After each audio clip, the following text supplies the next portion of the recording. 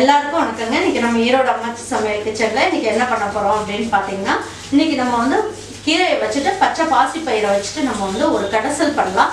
பச்சை பயிரும் கீரையும் போட்டு கடையிறது ரொம்ப அருமையா இருக்கும். நல்ல ஹெல்த்தியான டிஷ். கண்டிப்பா இதை எப்படி பண்ணலாம்னு பார்ப்போம் வாங்க. நம்மளோட சேனல்ல சப்ஸ்கிரைப் பண்ணாதவங்க சப்ஸ்கிரைப் பண்ணிக்கோங்க. சமையல் குறிப்புகள்லாம் உடனே உங்களுக்கு வேணும்னு நினைச்சீங்கன்னா பக்கத்தில் இருக்க பெல் பட்டனை அழுத்தி வச்சுக்கோங்க.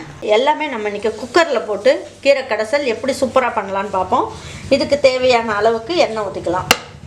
நான் வந்து என்ன பண்ணியிருக்கேன், ஒரு 7 பல்லு பூண்டு எடுத்திருக்கேன். அதில் ஒரு 3 பல்லு பூண்டை வந்து நீங்கள் என்ன பண்ணுங்கள், கீரைக்கு வந்து தட்டி போட்டு தாளிக்கிறதுக்கு வச்சுக்கலாம். ஃபைனலாக தாளிக்கிறதுக்கு இந்த 4 பல்லு பூண்டை இதில் போட்டுக்கலாம். பாருங்கள், இதில் 1 ஸ்பூன் அளவுக்கு ஜீரகம் எடுத்திருக்கேன். இதில் பாதி ஜீரகம் வந்து இப்போ இதில் போட்டுக்குங்க. அப்புறம் 2 பச்சை மிளகாய் போட்டுக்குங்க. ஒரு 10 சின்ன வெங்காயத்தை எடுத்து இந்த எண்ணெய்க்குள்ளேயே போட்டுருங்க. பெரிய தக்காளியாக ஒரே ஒரு தக்காளி எடுத்திருக்கேன். உங்களுக்கு சின்ன தக்காளியாக இருந்தால் 2 தக்காளி எடுத்துக்கேன். பாருங்கள், நான் என்ன பண்ணியிருக்கேன், பச்சை பாசி பயிர் வந்து இந்த மாதிரி ஊற வச்சு எடுத்து வச்சுருக்கேன். பாருங்கள், நல்லா ஊறிடுச்சு. நான் நைட்டே ஊற வச்சுட்டேன். இப்போ அதை வந்து இதில் போட்டுக்கலாம். தண்ணி இல்லாமல் போட்டுக்கணும்.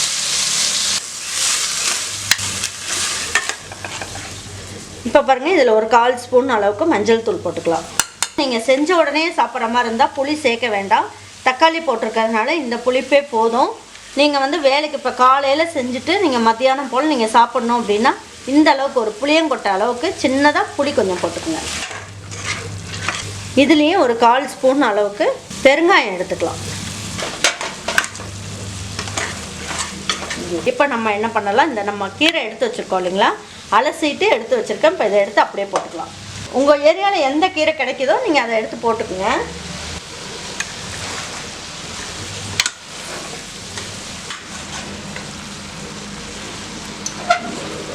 இந்த மாதிரி டம்ளரில் 1.5 அளவுக்கு நீங்கள் வந்து தண்ணி ஊற்றிக்கோங்க. தேவையான அளவுக்கு உப்பு போட்டுக்கலாம். அப்புறம் வேணும்னா பார்த்துட்டு ஃபைனலாக போட்டுக்கலாம். இப்போ இதுவே பாருங்கள், உங்களுக்கு தண்ணி வந்து இந்த அளவுக்கு இருந்தால் போதும். ஏன்னா கீரை இதுலேயே நல்லா வெந்துடும். உங்களுக்கு கீரை கடைசல் வந்து உங்களுக்கு எவ்வளோ வேணுமோ அதுக்கு ஏற்ற மாதிரி நீங்கள் கொஞ்சம் தண்ணி ஊற்றிக்கோங்க. இந்த மாதிரி எல்லாமே ஒன்றா போட்டு குக்கரில் வச்சு ஒரு விசில் விட்டுடலாம். ஒரு விசில் வச்சிங்கன்னா போதும். அதுக்கப்புறம் ஸ்டவ் ஆஃப் பண்ணிடுங்க. அதுக்கப்புறம் என்ன பண்ணணும்னு நான் சொல்கிறேன். இப்போ நம்ம என்ன பண்ணலாம், இதுக்கு ஒரு தாளிப்பு ரெடி பண்ணலாம். இப்போ இதுக்கு தேவையான அளவுக்கு எண்ணெய் ஊற்றிக்கலாம். இதுலேயே ஒரு 1/4 ஸ்பூன் அளவுக்கு கடுகும் 1 ஸ்பூன் அளவுக்கு உளுந்தம்பருப்பும் எடுத்து வச்சுருக்கேன். இதை போட்டுக்கலாம். நம்ம வந்து ஒரு 1/2 ஸ்பூன் அளவுக்கு ஜீரகம் எடுத்தோம். அதில் பாதி வந்து வேக வைக்கிறதுக்கு போட்டுக்கிட்டோம். இப்போ இதில் ஒரு பாதி போட்டுக்கலாம். பாருங்கள், இது கருக விட்டுறாமல் நல்லா பொரிச்சுக்குங்க. இப்போ இதில் வந்து ஒரு 2 நான் தான் பூண்டு சொல்லியிருந்தேன் இல்லைங்களா உங்கள்கிட்ட, அந்த பூண்டை தட்டி எடுத்து வச்சுருக்கேன். இதில் போட்டு தாளிச்சுக்கலாம். இதில் 2 காஞ்ச மிளகாயை இந்த மாதிரி நல்லா கிள்ளிட்டு இதில் போட்டுக்கலாம். பாருங்கள், இதில் ஒரு கைப்பிடி அளவுக்கு சின்ன வெங்காயத்தை நல்லா பொடியாக கட் பண்ணி எடுத்து வச்சுருக்கேன். இதையும் போட்டுக்கலாம். இந்த வெங்காயம் வதங்கும் போதே கொஞ்சமாக உப்பு போட்டுக்குங்க. அப்போ தான் இந்த வெங்காயத்துலலாம் நல்லா உரைக்கும் உங்களுக்கு. வெங்காயம் வந்து நல்லா வதக்கிட்டு செய்யும் போது ரொம்ப நல்லாயிருக்கும். இப்போ அந்த கீரை எப்படி வெந்திருக்குன்றதை பார்ப்போம்.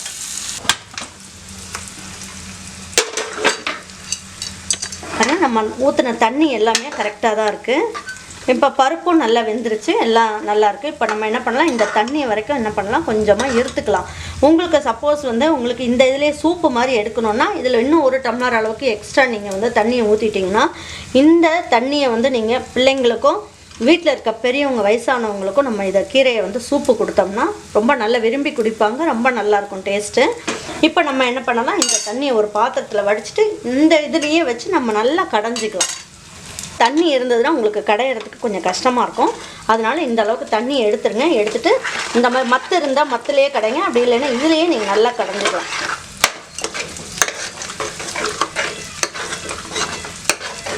சூடாக இருக்கும் போதே நல்லா கடைஞ்சி விட்டுடலாம். பாருங்கள், இப்போ இது நல்லா வதங்கிடுச்சு. இப்போ நம்ம என்ன பண்ணலாம், இதுலேயே இதையும் ஒன்றா போட்டு நல்லா கடைஞ்சிக்கலாம். இப்போ நல்ல டேஸ்ட்டு சூப்பராக இருக்கும். இப்போ நம்ம இங்கே எடுத்து வச்சோம் இல்லைங்களா, இந்த தண்ணியை பிள்ளைங்களுக்கு சூப்பாகவும் கொடுக்கலாம், வீட்டில் இருக்க பெரியவங்களுக்கும் கொடுக்கலாம். இப்போ இதுலேயே நம்ம இதை ஊற்றிக்கலாம். இப்போ இதை எடுத்து ஒரு பாத்திரத்துக்கு மாற்றிக்கலாம்.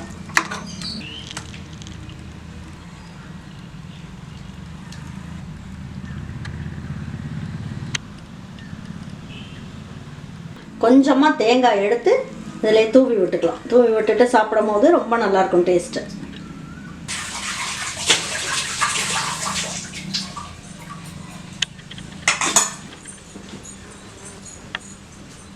இது நீங்கள் சப்பாத்திக்கெலாம் வச்சு சாப்பிட்டாலும் சாதத்துக்கு வச்சு சாப்பிட்டாலும் ரொம்ப அருமையான டேஸ்ட்டில் இருக்கும். இந்த பச்சை பயிரும் கீரையும் போட்டு பண்ணுறது ரொம்ப நல்லாயிருக்கும். நல்ல ஹெல்த்தியான டிஷ் அது. அதனால கீரையே பிடிக்காது அப்படின்றவங்களுக்கு கூட நம்ம இந்த மாதிரி பாசிப்பயிரெல்லாம் போட்டு நம்ம செஞ்சு கொடுத்தோம்னா நல்லா விரும்பி சாப்பிடுவாங்க. ரொம்ப அருமையான டேஸ்ட்டில் இருக்கும். கண்டிப்பாக உங்கள் வீட்டில் இருக்க பெரியவங்களுக்கும் சின்ன பசங்களுக்கும் செஞ்சு கொடுங்க. செஞ்சு கொடுத்துட்டு அவங்களுக்கும் உங்களுக்கும் பிடிச்சிருந்ததுன்னா லைக் பண்ணுங்கள், ஷேர் பண்ணுங்கள், சப்ஸ்கிரைப் பண்ணுங்கள், மறந்துடாமல் கமெண்ட்ஸ் பண்ணுங்கள். தேங்க்யூ ஃபார் வாட்சிங் ஈரோடு அம்மாச்சி சமையல். தேங்க்யூ.